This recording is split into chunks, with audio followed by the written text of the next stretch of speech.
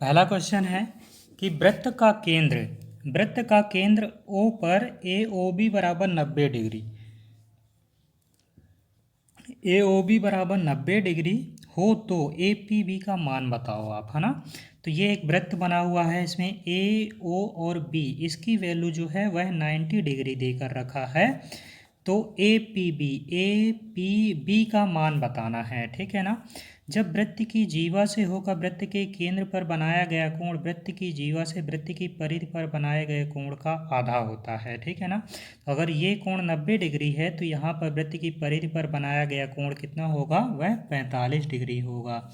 अर्थात एक ही बेस, अर्थात जिनका आधार समान हो और वो एक सेम आधार से एक सेम बेस को मानकर या एक ही जीवा से वृत्त के केंद्र पर बना कोण जो है वृत्त की परिधि पर बने कोण का दोगुना होता है, ठीक है। या फिर वृत्त की परिधि पर बना कोण वृत्त के केंद्र पर बने कोण का आधा होता है, ठीक है। दोनों सेंटेंस जैसे भी आप डिफिनीशन बताना चाहो वैसे बता सकते हो। तो क्या हम लोग लिख सकते हैं, वृत्त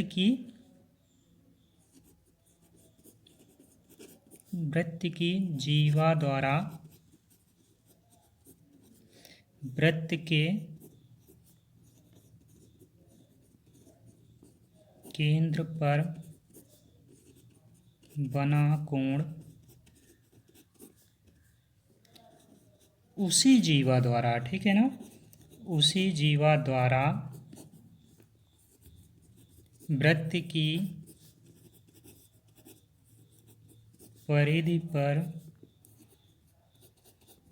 बनाए गए कोण का दोगुना होता है, ठीक है।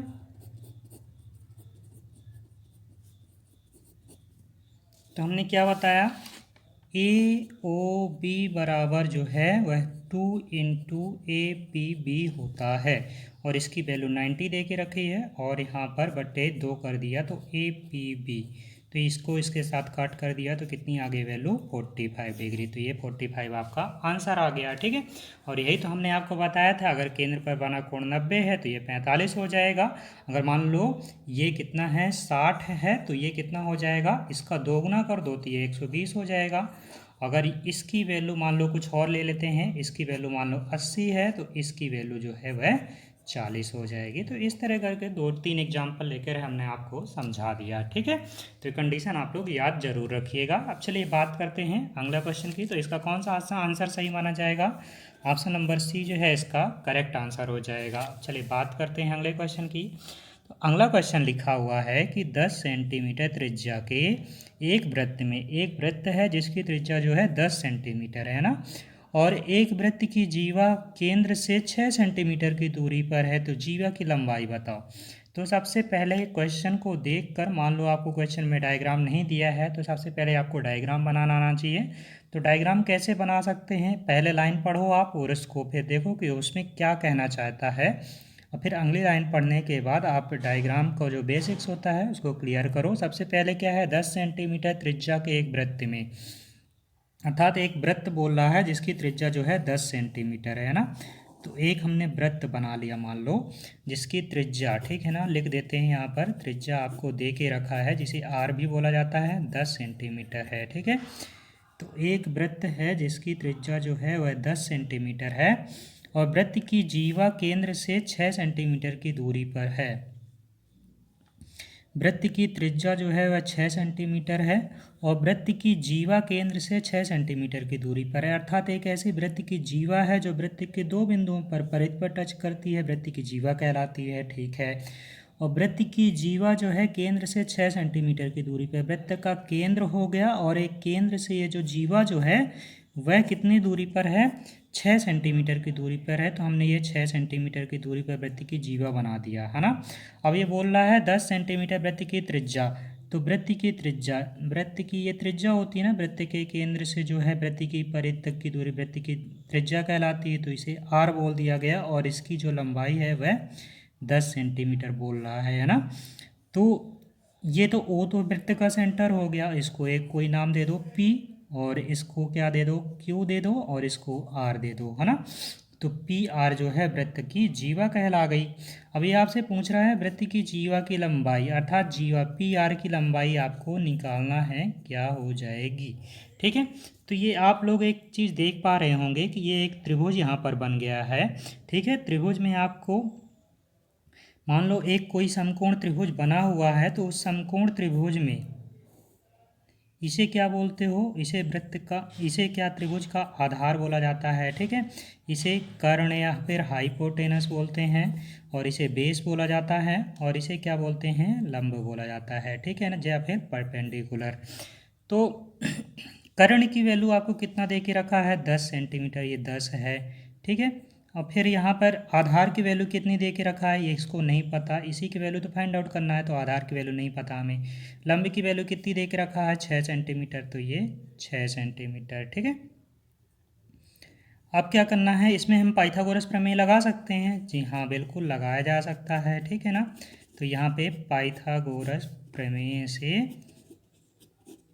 तो क्या हो जाएगा, पाइथागोरस अगर प्रमेय लगाते हैं तो पाइथागोरस प्रमेय क्या होती है, कर्ण का वर्ग बराबर होता है लंब का वर्ग धन आधार का वर्ग। ठीक है, तो कर्ण कितना दे के रखा है, 10 सेंटीमीटर, तो इसका स्क्वायर। लंब कितना दे के रखा है, 6 सेंटीमीटर, और आधार कितना दे के रखा है, ये नहीं पता, तो आधार का स्क्वायर है ना। तो 10 का स्क्वायर कितना होता है, 100, और 36, 6 का स्क्वायर 36, इससे 7 घटा दिया तो कितना आ गया, 64 आ गया। आधार का स्क्वायर बराबर 64। ठीक है, तो आधार बराबर अगर हम लोग रूट 64 निकालते हैं तो ये कितनी वैल्यू हो गई, 8 सेंटीमीटर, अर्थात आधार की वैल्यू जो है वह आपकी 8 सेंटीमीटर मिल गई। तो ये कितना हो गया, 8 सेंटीमीटर। अब इसकी वैल्यू यहाँ से लेकर यहाँ तक की दूरी जो है 8 सेंटीमीटर है, तो यहाँ से यहाँ तक की दूरी भी बराबर होगी, क्योंकि वृत्त के केंद्र से जो है वृत्त की जीवा पर डाला गया लंब वृत्त की जीवा को दो बराबर पार्ट में डिवाइड करता है। ये भी थ्योरम आपको पता है। ठीक है, वृत्त के केंद्र से वृत्त की जीवा पर डाला गया लंब, ठीक है, वृत्त के जीवा को दो बराबर पार्टों में डिवाइड करता है। ठीक है, दो बराबर पार्टों में विभाजित करता है। तो ये थ्योरम जो है आपने 10वीं में पढ़ी हुई है, या 9th या 10th क्लास में, तो उसी के हिसाब से अगर आधी वैल्यू जो है 8 सेंटीमीटर है तो पूरी वैल्यू क्या हो जाएगी, 8 + 8, अर्थात कितना हो जाएगा, 16 सेंटीमीटर। 8 + 8 बराबर 16 सेंटीमीटर हो जाएगा, जो वृत्त की जीवा की लंबाई के बराबर हो जाएगा। ठीक है, तो ऑप्शन नंबर ए जो है इसका करेक्ट आंसर हो जाएगा, जहाँ पर 16 सेंटीमीटर लिखा हुआ है। ठीक है, अब चले बात करें अगर हम लोग अगले क्वेश्चन की, तो देखो अगला क्वेश्चन दिया गया है आपको कि यदि ओ वृत्त का केंद्र है, ओ जो है एक वृत्त का केंद्र है, तथा जीवा ए बी है। ठीक है ना, ओ वृत्त का केंद्र है और ए बी जो है इसकी जीवा है जो 4 सेंटीमीटर है, और त्रिज्या जो है ओ ए बराबर 4 सेंटीमीटर, त्रिज्या भी दे के रखा और जीवा भी दे के रखा है ना।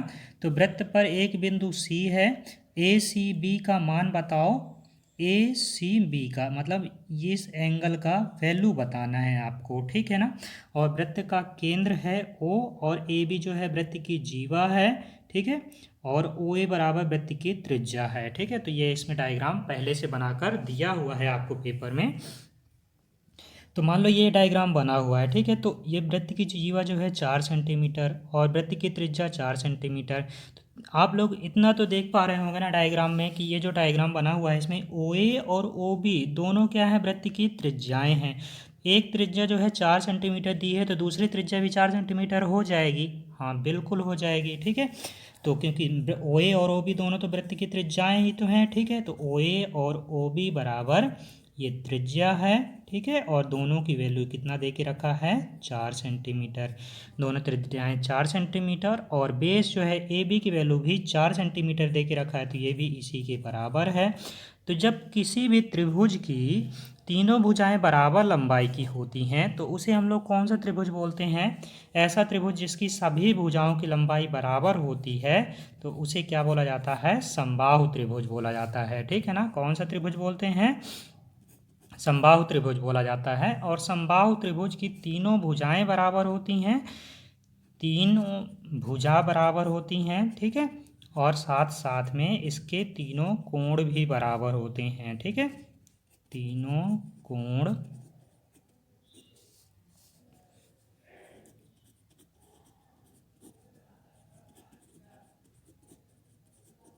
बराबर होते हैं, ठीक है ना। तीनों भुजाएं बराबर होती हैं और तीनों कोण बराबर होते हैं। तो समबाहु त्रिभुज के तीनों कोण बराबर होते हैं, भुजाएं। तो मानो ये एक समबाहु त्रिभुज है, इसमें तीनों भुजाएं, ये भुजा इसके बराबर, ये भुजा इसके बराबर, अर्थात जो है तीन भुजाएं जो दी गई हैं सभी आपस में एक दूसरे के बराबर हैं। और प्रत्येक कोण का मान कितना होता है समबाहु त्रिभुज का? यह 60 डिग्री होता है। कितना होता है? 60 डिग्री। तो समबाहु त्रिभुज के प्रत्येक कोण का मान 60 डिग्री होता है, तो ये भी आपको पता है, ठीक है। और तीनों कोणों का योग कितना होता है? 60 60 60। तो प्रत्येक कोण का जो है 60 डिग्री का होता है। तीनों कोणों का अगर योग की बात करेंगे तो तीनों कोणों का योग कितना हो जाएगा? 60 प्लस 60 गुणे 3 बराबर, क्योंकि तीन कोण है तो 180 आंसर, अर्थात तीनों कोणों का योग 180 डिग्री के बराबर हो गया, ठीक है।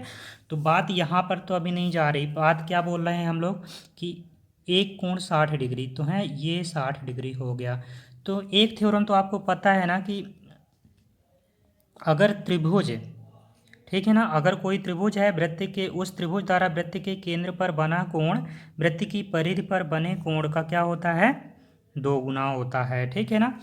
तो केंद्र पर बना कोण अगर 60 डिग्री है तो इसकी परिधि पर बना कोण कितना हो जाएगा? वह 30 डिग्री हो जाएगा। कुल मिला के आप लोग याद रखिएगा कि परिधि पर जो कोण बनेगा वह केंद्र पर बने कोण का हमेशा आधा ही होगा, ठीक है। इस चीज़ को जरूर याद रखिए, गांठ बांध कर रख लीजिए, ठीक है। केंद्र पर बने कोण का हमेशा आधा होगा, ठीक है ना। केंद्र पर बना कोण बटे 2, अर्थात केंद्र में बने कोण से 2 से डिवाइड कर देना है। तो 60 बटे 2 बराबर कितना आ जाएगा? 60 बटे 2 बराबर 30 डिग्री। तो ये क्या हो गई?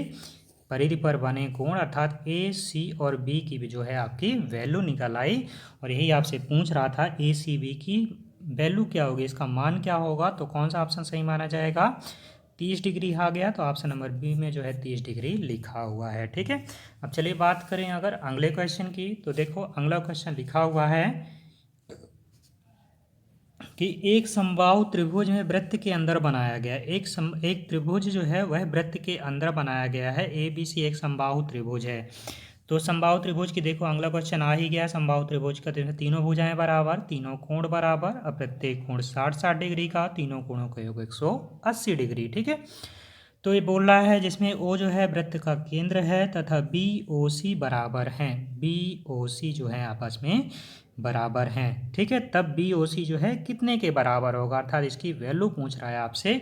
यहाँ पर ए बी सी जो है समबाहु त्रिभुज है ना, ए बी सी। तो इसकी जो तीनों भुजाएं हैं ये आपस में बराबर है ना।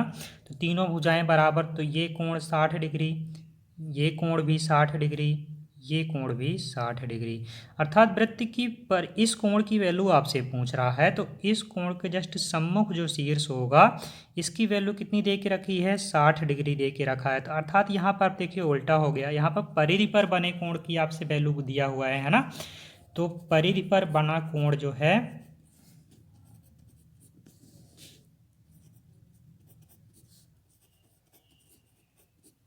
कोण बराबर केंद्र पर बना कोण बटे 2, ठीक है। तो यहाँ पर कितना है बना कोण? 60 डिग्री है। 60 डिग्री बराबर केंद्र पर बना कोण बटे 2 कर दिया, तो इसका इसके साथ गुणा कर दिए। तो केंद्र पर बना कोण आपका कौन सा है? बी ओ सी, और इसकी वैल्यू पूछ रहा है। तो 60 गुणे 2 बराबर कितनी आ गई? 120 डिग्री। ये आपका करेक्ट आंसर हो गया, ठीक है। तो ऑप्शन नंबर ए में जो है 120 लिखा हुआ है, ये आपका करेक्ट आंसर हो जाएगा, ठीक है। तो अब चलो बात करते हैं कुछ अगले क्वेश्चंस की। अगर समझ में ना आया हो तो प्लीज़ कमेंट बॉक्स में आप लोग ज़रूर बताइएगा, हम क्वेश्चन का आंसर देने की या समझाने की कोशिश ज़रूर करेंगे आपको। तो चलिए बात करते हैं अगले क्वेश्चन की। तो अगला क्वेश्चन दिया हुआ है कि एक वृत्त की जीवा, एक वृत्त है जिसकी जीवा जो है 10.1 सेंटीमीटर है, तदनुसार वृत्त की त्रिज्या कितनी होनी चाहिए। वृत्त की जीवा जो है 10.1 सेंटीमीटर है, तो वृत्त की त्रिज्या कितनी होनी चाहिए। ये कंडीशन आपको दे के रखा है कि एक वृत्त है और वृत्त की जीवा अर्थात वृत्त की परिधि के दो बिंदुओं को मिलाने वाली रेखा वृत्त की जीवा कहलाती है, ठीक है। तो इसकी लंबाई जो है ना वह 10.1 सेंटीमीटर दे के रखा है। ठीक है, दे के रखा है। अच्छा, तो आपको एक चीज़ तो पता है ना कि वृत्त की सबसे बड़ी जीवा वृत्त का व्यास कहलाती है। वृत्त की लिख सकते हैं, ठीक है ना, वृत्त की सबसे बड़ी जीवा वृत्त का व्यास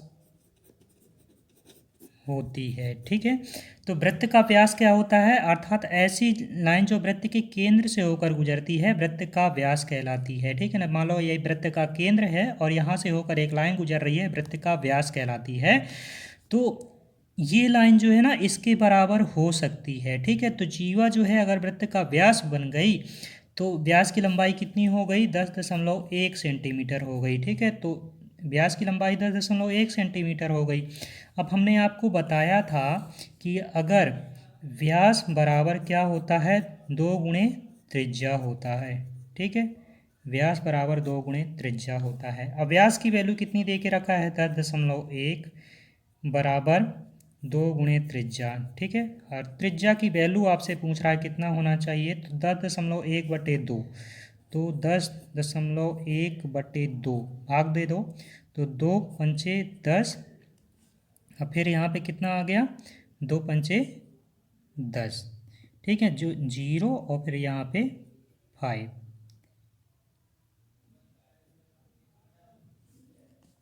तो ये जो है इसका करेक्ट आंसर आ गया। ठीक है, तो इसको आप क्या बोल सकते हो, अर्थात ये जो वैल्यू है किससे, 5 से बड़ी है कि नहीं, 5 से बड़ी है बिल्कुल। ठीक है, तो हम लोग इसे बोल सकते हैं, ठीक है, इसे हम लोग बोल सकते हैं कि ये वृत्त की त्रिज्या जो है वह 5 सेंटीमीटर से बड़ी है। ठीक है, तो अब इसमें पहली कंडीशन क्या दे के रखा है, पहली कंडीशन दे के रखा है 5 सेंटीमीटर होनी चाहिए या फिर 5 सेंटीमीटर से बड़ी होनी चाहिए।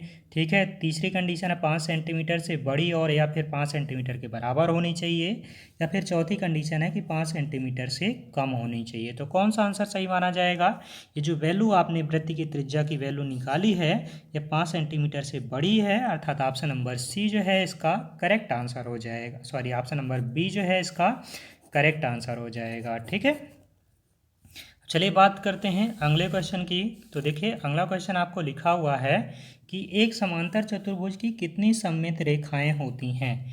ठीक है, एक समांतर चतुर्भुज दिया हुआ है तो उसमें कितनी सममित रेखाएं होती हैं ये आपको बताना है। ठीक है, तो सममित रेखाएं होती क्या हैं, सबसे पहले इसको अगर हम लोग जान लेते हैं तो मे भी बहुत अच्छा होगा। ठीक है, तो सबसे पहले अगर जानते हैं कि सममित रेखाएं होती क्या हैं, तो सममित क्या होता है, सममित का मतलब होता है सिमेट्री। ठीक है, अर्थात जहां हम ऐसी रेखाओं को देखते हैं जो बराबर संतुलित अनुपात में होती हैं तब उन्हें संतुलित सममित आकृतियां बोलते हैं। ठीक है, अर्थात ऐसी आकृतियों को देखते हैं जो बराबर संतुलित अनुपात में होती हैं, अर्थात एक आकृति जो है ना दूसरे आकृति को पूरे बराबर अनुपात में ढक लेती है। ठीक है, जैसे ये हाथ रखा हुआ है हमारा, हम दूसरे हाथ से इसको पूरी तरह से ढक लिए और ये हाथ जो है हमारा नीचे वाला हाथ दूसरे हाथ को देख नहीं पा रहा है, तो इसे पूरी तरह सममित बोल दिया गया, अर्थात ये इसके सिमेट्रिक है। ठीक है ना, तो इसे सममित बोल दिया गया। अब फिर इसके बाद अगर बात करें तो कुछ चलो एग्जाम्पल्स या फिर डायग्राम के थ्रू भी हम समझा देते हैं आपको कि हमारे जीवन में जो है ना इसका बहुत ज़्यादा उपयोग होता है। जैसे कला के क्षेत्र में किया जाता है, शिल्प विद्या के क्षेत्र में, वस्त्र उद्योग में, डिजाइनिंग के फील्ड में, ज्योमेट्री या फिर ज्यामिति वर्क में और विभिन्न आकृतियों में भी इसका यूज करते हैं हम लोग। तो इस डायग्राम के माध्यम से आप समझ पा रहे होंगे कि यहाँ पे एक लाइन बेस लाइन है जिसे सममित रेखा बोलते हैं। तो ये एक ऊपर डायग्राम बना हुआ है, ये डायग्राम इसको ढक सकता है क्या, बिल्कुल, ये ऊपर बना हुआ है, जब इस लाइन के इस पार आएगा तो इसका प्रतिबिंब बनेगा तो ये इसको पूरी तरह ढक लेगा, तो ये इसकी सममित आकृति कहलाएगी। इसी तरह ये भी इसको पूरी तरह ढक सकता है, इसी तरह ये डायग्राम भी इसको पूरी तरह ढक सकता है। तो ये तीनों जो है एक दूसरे के सममित आकृति हो गई। ठीक है, तो ये चीज़ें आपको समझ में आ गई होंगी। ठीक है, तो अब चलिए क्वेश्चन सॉल्व करते हैं। देखिए इसमें लिखा हुआ है कि समांतर चतुर्भुज की कितनी सममित रेखाएं हैं।